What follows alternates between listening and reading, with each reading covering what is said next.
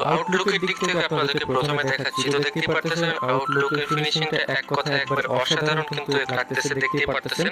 আর এটাতে হচ্ছে অ্যানিমেশনের কাজগুলো আমি আপনাদেরকে দেখিয়ে দেব। আগে বাসটাকে আপনাদের চারপাশ থেকে দেখিয়ে দিচ্ছি। তো এটা হচ্ছে ব্যাক সাইড, আর সামনের দিক তো দেখলেন এবং সাইডের দিকেও দেখলেন আপনারা। তো এটা অ্যানিমেশন হচ্ছে দুইটা, আর লাইটগুলো তো দেখতেছেন একেবারে অসাধারণ। আর এটা দরজার অ্যানিমেশন, তো দরজা খুলবে, তাছাড়া দুইটা অ্যানিমেশন আছে। তো একটা অ্যানিমেশন হচ্ছে সামনের ড্রাইভারের ওখান থেকে দরজা খুলবে, আর দ্বিতীয় অ্যানিমেশনটা হচ্ছে যাত্রীগুলো আপনারা চাইলে উঠাতে পারবেন এবং নামাতে পারবেন। তো এবার আমরা রোডের পারফরম্যান্স দেখার পালা। তো এবার আমরা চলে যাচ্ছি সরাসরি রোডে। তো দেখা যাক কিরকম পারফরম্যান্স পাচ্ছি আমরা এটা দিয়ে।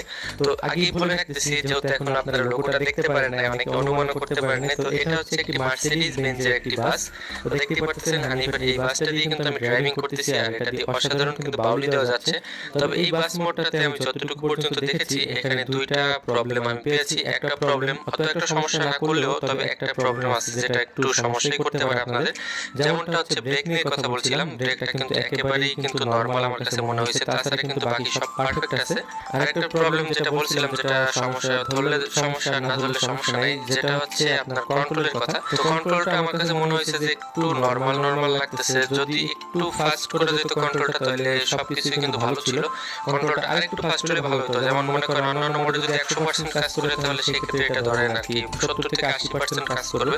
তো এরকম আপনারা আন্দাজ করে নেবেন যে আসলে কন্ট্রোলটা একটু নরমাল মনে হয়েছে আমার কাছে। এই দুইটা জিনিস ছাড়া কিন্তু বাকি সবই কিন্তু ভালো লাগছে। এই দুইটা সমস্যা ছাড়া আমার আর কোনো অভিযোগ ছিল না। আর যারা স্পিড পছন্দ করেন তাদের জন্য স্পিডটাও একটা অভিযোগ হতে পারে, কারণ এটা স্পিডটা 140-50 এর ভিতরে কিন্তু সীমাবদ্ধ।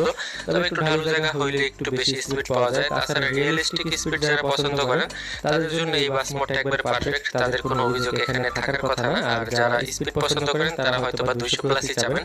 আর দেখতে পারতেছেন আমি কিন্তু এইটা দিয়ে কিন্তু নরমাল স্পিডের অভিভিতে কিন্তু ওভারটেক করে যাচ্ছি। যদি আপনি ভালো ড্রাইভিং করতে পারেন তাহলে অবশ্যই আপনি পারবেন।